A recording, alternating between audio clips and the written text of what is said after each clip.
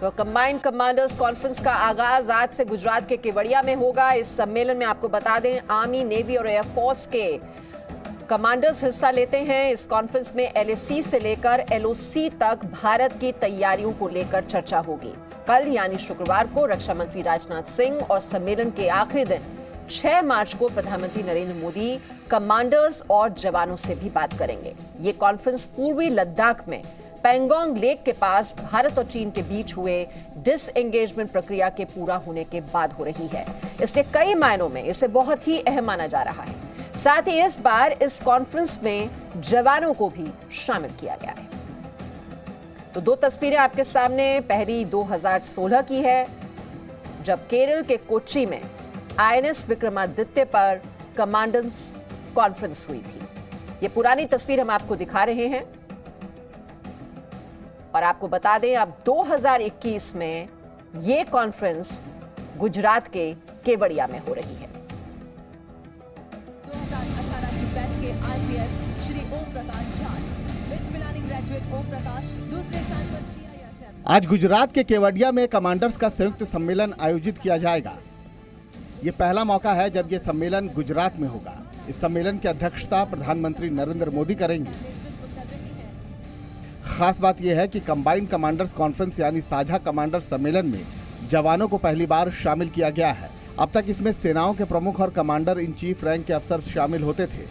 जवानों को शामिल करने का सुझाव प्रधानमंत्री कार्यालय से ही आया था। सम्मेलन में जवान प्रधानमंत्री के साथ कामकाज के तरीके और ऑपरेशंस के अलग अलग पहलुओं पर चर्चा करेंगे। यह सम्मेलन 4 से 6 मार्च तक आयोजित किया जाएगा। इस कॉन्फ्रेंस में राष्ट्रीय सुरक्षा सलाहकार Ajit Doval, chief of defence staff general Bipin Rawat, थल सेना अध्यक्ष जनरल मनोज मुकुंद नरवणे, नौसेना स्टाफ के chief admiral Karambir Singh, air staff marshal Rakesh Kumar Singh Bhadauria सहित कमांडर इन चीफ रैंक के अधिकारी भी शामिल होंगे। शुरुआत में यह सम्मेलन साउथ ब्लॉक में आयोजित हुआ था, मगर बाद में इसे अलग अलग INS विक्रमादित्य, भारतीय सैन्य अकादमी देहरादून और जोधपुर एयरबेस पर आयोजित करवाया गया और इस बार यह गुजरात के केवड़िया में आयोजित हो रहा है। जब अपने पहले कार्यकाल में प्रधानमंत्री नरेंद्र मोदी ने पहली बार CCC को संबोधित किया था, तभी ही तीनों सेनाओं के सम्मेलन को दिल्ली से बाहर करने का सुझाव दिया था। यही वजह है कि इस साल ये सम्मेलन केवड़िया में होने जा रहा है। अपने पहले सम्मेलन में ही प्रधानमंत्री मोदी ने तीनों सेनाओं को साइबर और स्पेस वॉरफेयर के लिए तैयार रहने का आदेश दिया था। वहीं ये सम्मेलन ऐसे समय में होने जा रहा है जब पिछले 9 महीने से भारत का LAC पर चीन से टकराव चल रहा था। हालांकि अभी डिसएंगेजमेंट की प्रक्रिया शुरू हो गई है, लेकिन अभी भी LAC पर कई ऐसे इलाके हैं जहां दोनों देशों की सेनाओं में टकराव जारी है। इसी बीच पहली बार तीनों सेनाओं के टॉप कमांडर्स एक साथ देश की साझा रणनीति और तैयारियों पर चर्चा करेंगे। अब तक के तय कार्यक्रम के मुताबिक शनिवार यानी 6 मार्च को प्रधानमंत्री नरेंद्र मोदी तीनों सेनाओं के टॉप कमांडर्स को संबोधित करेंगे। वहीं 5 मार्च यानी शुक्रवार को रक्षा मंत्री संबोधित कर सकते हैं। इस दौरान तीनों सेनाओं के प्रमुख समेत सभी 17 कमान के कमांडर्स भी मौजूद रहेंगे। बता दें कि सालाना होने वाला कंबाइंड कमांडर्स कॉन्फ्रेंस पिछले साल कोरोना महामारी के चलते रद्द कर दिया गया था। इस सम्मेलन के दौरान PM मोदी तीनों सेनाओं को सैन्य और सामरिक दशा दिशा बताते हैं। साथ ही तीनों सेनाओं की टॉप मिलिट्री लीडरशिप साझा रणनीति तैयार करती है। ब्यूरो रिपोर्ट, जी मीडिया। और डिटेल्स इस पर ले लेते हैं। हमारे सहयोगी कृष्ण मोहन मिश्रा इस वक्त हमारे साथ हैं। कृष्ण मोहन मिश्रा, सैन्य सम्मेलन में इस बार पहली बार जवानों को भी शामिल किया जा रहा है। ये परंपरा इस बार बदली जा रही है क्योंकि जवानों के पास बहुत ही सटीक और वास्तविक जानकारी होती है और उनके द्वारा जो सुझाव दिए जाते हैं वो बहुत ही अहमियत रखते हैं। इसी वजह से उनको शामिल किया जा रहा है। ये बहुत अहम फैसला है।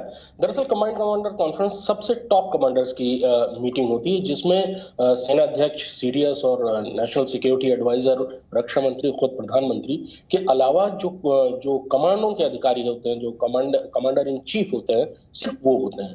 लेकिन उनके साथ इस बार 6 मार्च को यानी जिस दिन प्रधानमंत्री का कमांडर्स कॉन्फ्रेंस में जाने का कार्यक्रम है, उसी दिन एक JCO और एक जवान हर फोर्स का, यानी 3 JCO स्तर के अधिकारी और 3 जवान यहाँ पर होंगे और वो HR से संबंधित मुद्दों पर राय देंगे, उनसे सवाल पूछी जाएगी। ये एक बहुत ही शानदार तरीका हो सकता है कि आप सीधे जवान से या JCO से पूछ रहे हैं कि दरअसल वो किन स्थितियों से गुजरता है, HR को लेकर उसके मन में क्या ख्याल है, क्या सुझाव है। मीमांसा, पिछला 1 साल भारतीय सेनाओं के लिए बहुत ज्यादा परीक्षण करा, ये एक लिटमस टेस्ट से गुजरी है भारतीय सेनाएं। सबसे लंबा चीन के साथ तनाव 9 महीने तक चला, और वो भी तब जब कोरोना महामारी चल रही थी। और उस दौरान भारतीय सेनाओं की चीन के साथ झड़प भी हुई। एक ऐसी तैनाती पूरी सर्दियों में की गई जो पहले कभी नहीं की गई थी इतने बड़े पैमाने पर। -40 से -45 डिग्री तापमान पर टैंक और सैनिक रहे। ये लिटमस टेस्ट था जिससे भारतीय सेनाएं गुजरी थी। साथ ही ये एक बदलाव का वक्त है। भारतीय सेनाएं इस समय आधुनिक हो रही हैं, साथ ही आत्मनिर्भर भारत के तौर पर स्वदेशी हथियारों की तरफ ज्यादा ध्यान दिया जा रहा होगा। आप रोज सुनती होंगी कि भारतीय सेनाओं को नए नए हथियार मिल रहे हैं, और उनमें से बहुत सारे हथियार स्वदेशी हैं। ये एक मुद्दा है जिस पर बहुत ज्यादा डिस्कशन होने की संभावना है। इस समय चीन के साथ भी शांति, आप कह सकती हैं कि शांति प्रक्रिया शुरू हो गई है। डिसएंगेजमेंट शुरू हो चुका है, और वापसी जो सैनिकों की वापसी है उसकी भी आगे राह दिख रही है। जी, तो कुल मिलाकर जो चीन है, पाकिस्तान है, उसके खिलाफ जो ब्लूप्रिंट है, जो तैयारियां हैं एलओसी एलएसी पर और रक्षा क्षेत्र में आत्मनिर्भरता से लेकर जो डिफेंस परचेज होते हैं, उसको लेकर इस सैन्य सम्मेलन में चर्चा होने वाली है। बहुत बहुत शुक्रिया इस अपडेट के लिए कृष्ण मोहन मिश्रा आपका।